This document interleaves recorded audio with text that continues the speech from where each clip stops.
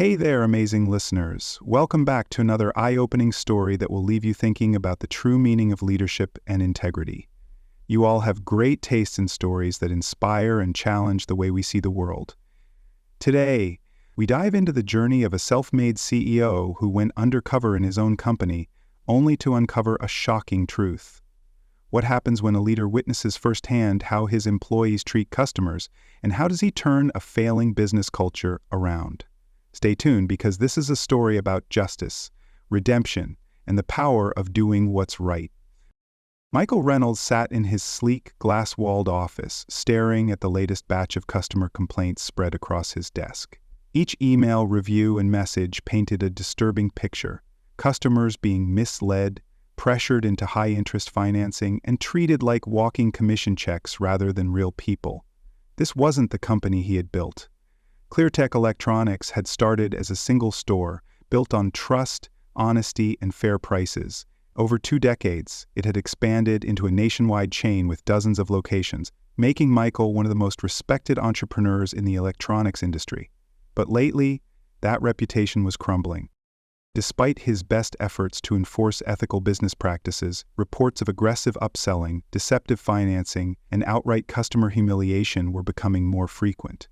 Michael had confronted his executive team, demanding answers, but they had all dismissed his concerns, waving them off as minor issues.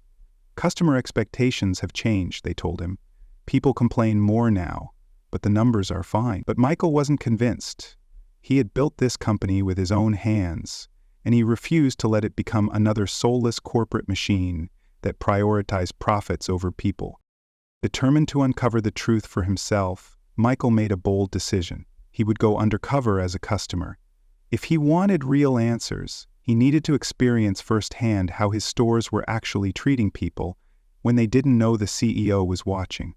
It wasn't just about catching one bad salesman, it was about exposing the root of the problem.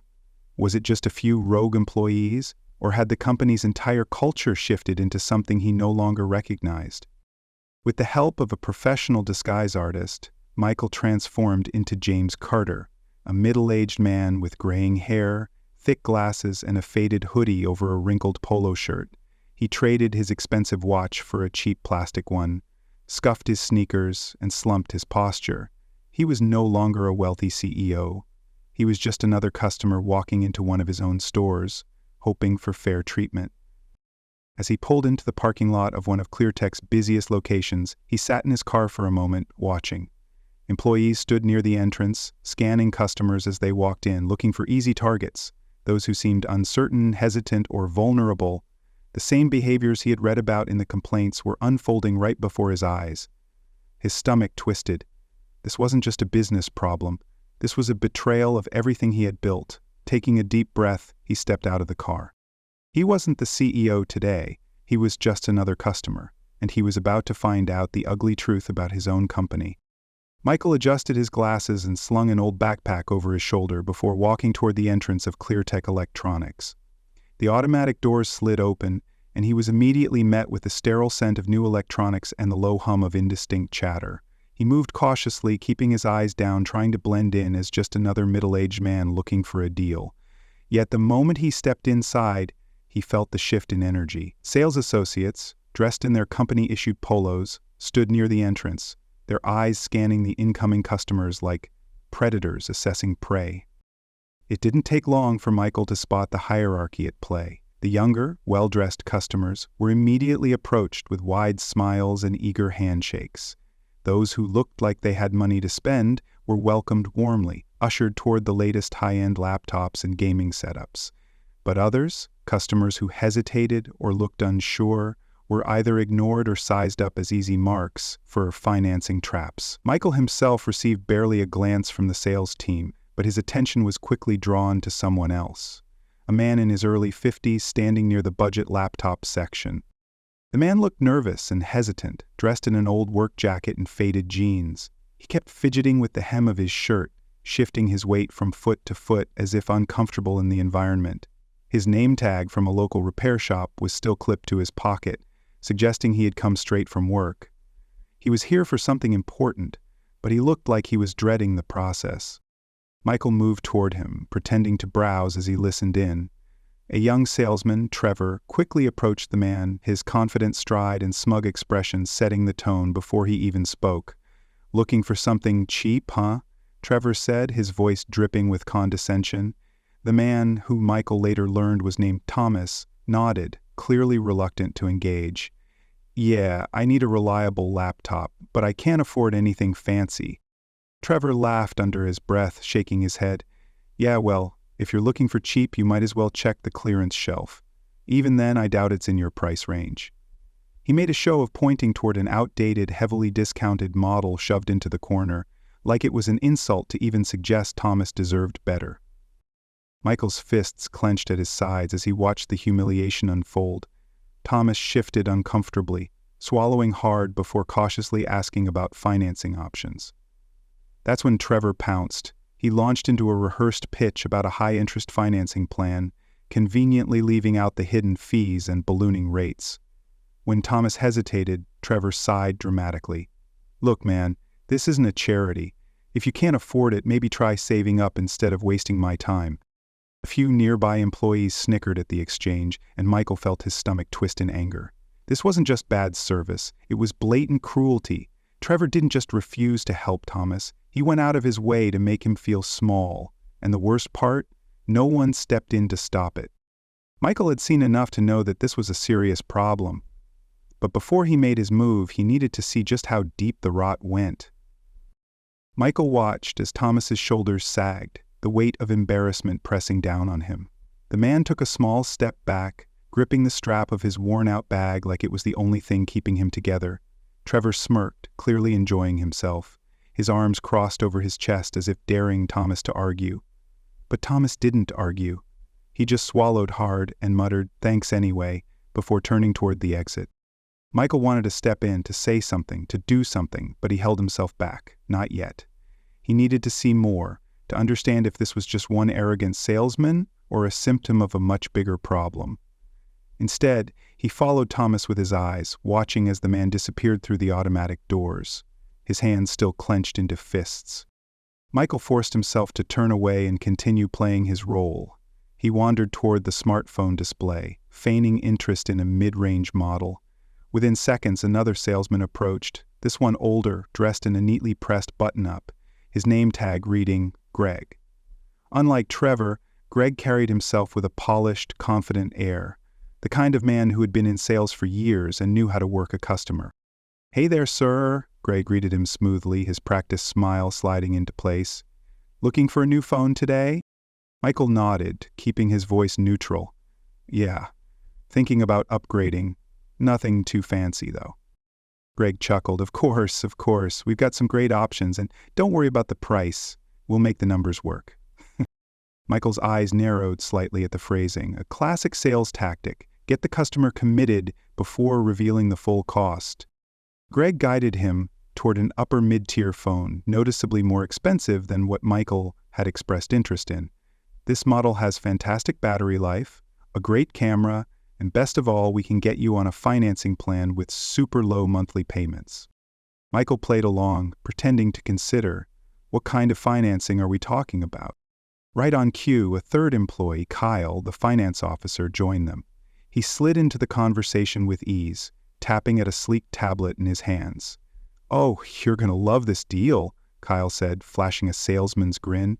"You can walk out today with this phone for only $30 a month." Michael raised an eyebrow. "And the total cost?" Kyle barely hesitated. "It's all in the agreement. Nothing to worry about." There it was, the deception. No mention of the 36-month financing term, the ballooning interest rate, or the hidden fees tucked away in the fine print. Michael scratched his chin. "I don't know. Seems like a lot more than I was expecting." Greg leaned in, lowering his voice conspiratorially. "Look, I'll be honest with you. Every store does this. It's just how the industry works.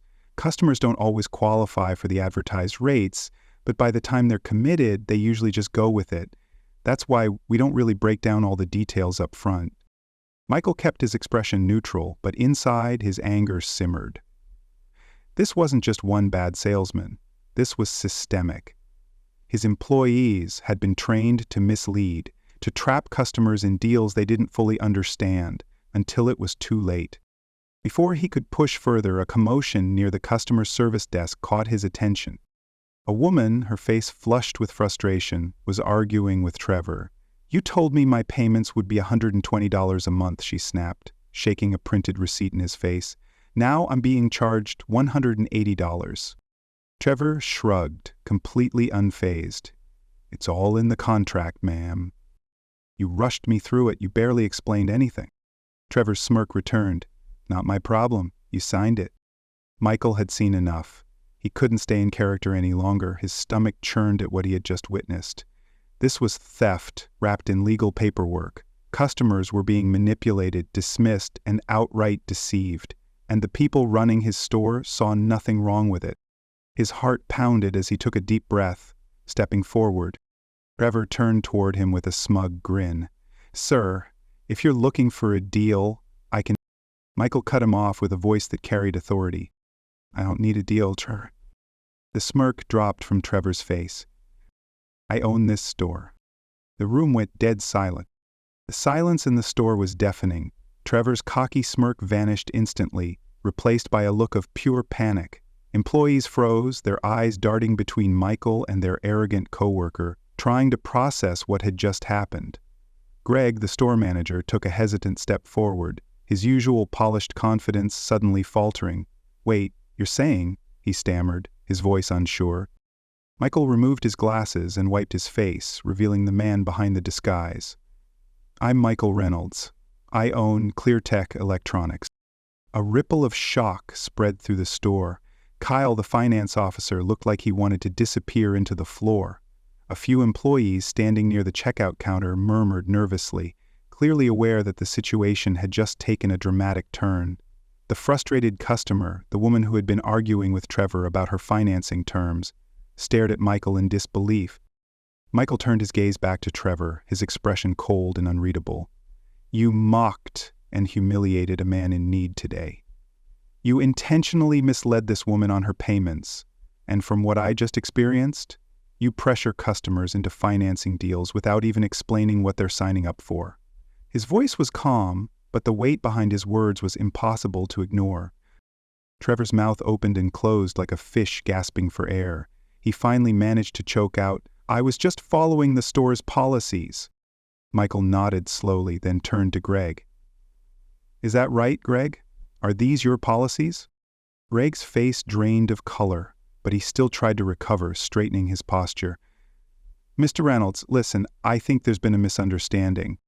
"No misunderstanding," Michael interrupted, his voice cutting through the air like a blade. "I came here today to see how my business was really being run, and what I've seen is a complete betrayal of the values this company was built on." He gestured around the store. "You've turned this place into a trap, where customers are manipulated, where employees are trained to lie, and where profits matter more than integrity." Greg swallowed hard, but he was still desperate to defend himself. "This is just how the industry works. We have to push financing or we lose money. If we don't close deals aggressively, customers walk." Michael took a step closer, his gaze unrelenting. "No, Greg. That's how bad companies work. That's how predatory businesses operate. And if that's what you believe in, then you're not the right person to be managing my store." Greg's expression twisted. "Wait, you're firing me?" Michael nodded. "You trained this team. You allowed this toxic sales culture to thrive. You let employees like Trevor treat customers like garbage. So yes, Greg, you're fired." Greg stared in stunned silence, his jaw clenched so tightly it looked like it might snap. He opened his mouth as if to argue, then stopped himself. There was nothing he could say to undo what had just happened. Finally, without another word, he turned and stormed toward his office, no doubt to grab his things before security escorted him out. Michael shifted his attention back to Trevor. The young salesman still looked shell-shocked, his usual arrogance replaced by sheer panic. "And you," Michael continued, his tone unwavering, "you're done here too." Trevor's face flushed red with anger. "This is bull— Get out." The two words landed like a hammer, and Trevor staggered back, his mouth snapping shut. A few of his co-workers watched in quiet satisfaction, as if they had been waiting for this moment. Without another word, Trevor turned on his heel and stormed out of the store, shoving the glass door open so hard it rattled. Michael took a deep breath, letting the moment settle before turning to the rest of the employees. Their faces ranged from shocked to nervous to uncertain. If anyone else in this store has been pressuring, misleading, or mistreating customers, this is your chance to come clean. If you believe what happened today is unfair, you're free to leave. Silence. No one moved. Michael's gaze landed on Kyle, the finance officer, who looked like he was debating whether to speak up. Michael nodded toward him. Kyle, how often does this happen? Kyle hesitated for a long moment. Then, finally, he sighed and lowered his head. All the time. A murmur rippled through the employees. Some looked guilty, others just relieved that the truth was finally out.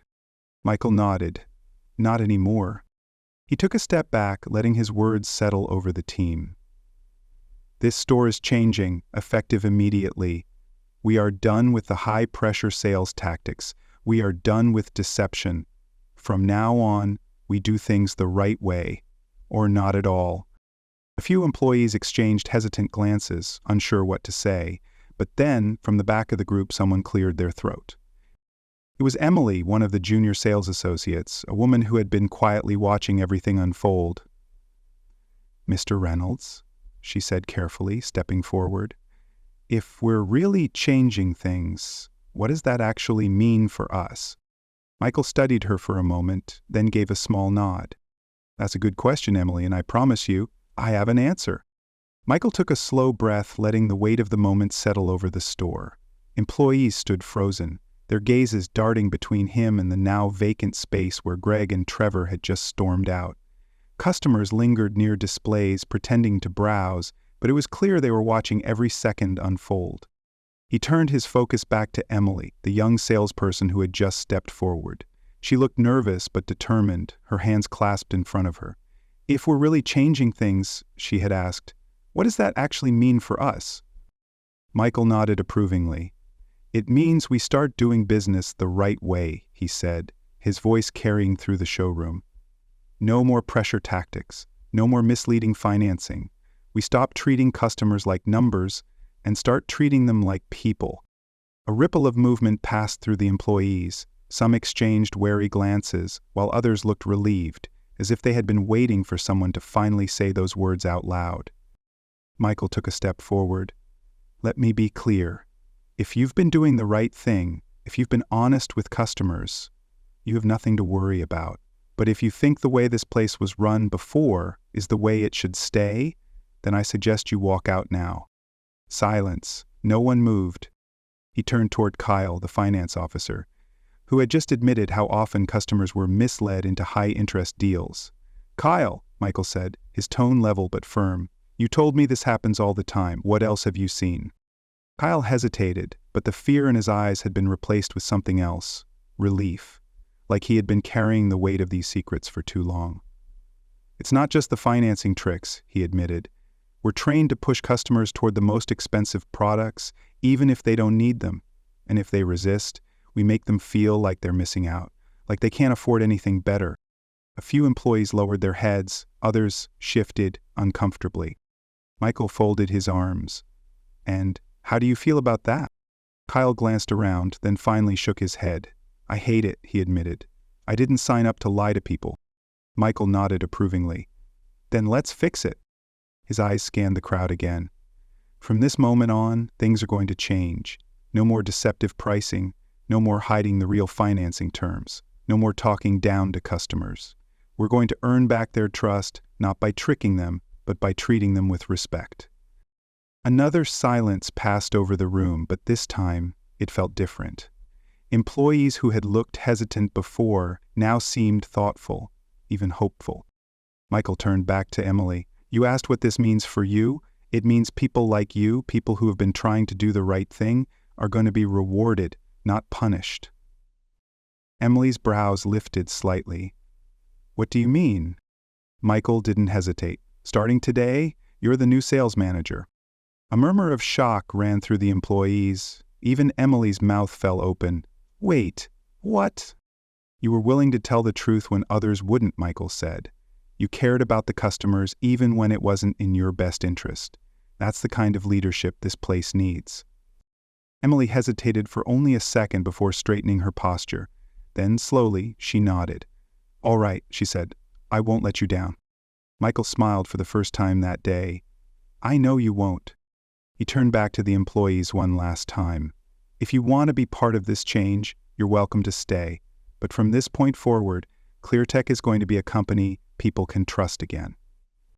One by one, the employees nodded in agreement. Some looked hesitant, but others, like Emily and Kyle, stood taller than before. Michael exhaled, feeling something he hadn't felt in a long time. Hope. Michael wasted no time putting his new vision into action. Within hours of firing Greg and Trevor, he gathered the remaining employees for an emergency meeting, laying out the foundation for ClearTech's transformation. From today forward, he announced, this store and every other location will operate with transparency and integrity. We're done tricking customers into bad deals, and we're done rewarding employees for deception. The employees listened in stunned silence, absorbing the weight of the changes ahead. Some looked relieved, while others seemed skeptical. Years of operating under Greg's manipulative leadership had conditioned them to believe that dishonesty was necessary for success. The first major change Michael implemented was a complete overhaul of the commission structure.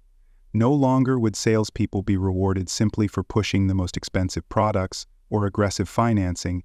Instead, customer satisfaction, honest sales, and repeat business would determine bonuses. Employees who provided fair, ethical guidance would be recognized, while those who tried to manipulate customers would no longer have a place in the company. Michael also assigned Emily, the newly promoted sales manager, to oversee training for the staff, ensuring that every employee understood the new expectations. With her natural integrity and customer-first mindset, she quickly gained the trust of her coworkers. Some employees who had previously been afraid to speak up began to ask questions, eager to understand how they could adapt to the new approach. Meanwhile, Kyle, the finance officer, took on the responsibility of restructuring the store's financing policies, ensuring that every deal was presented clearly and fairly. Customers would now see every fee up front, understand their interest rates, and have the ability to walk away without pressure. By the end of the day, the changes were already starting to take shape. Employees moved differently, no longer eyeing customers as potential traps but as real people in need of guidance. The tension that had once lingered in the air had begun to ease, replaced by something new: hope.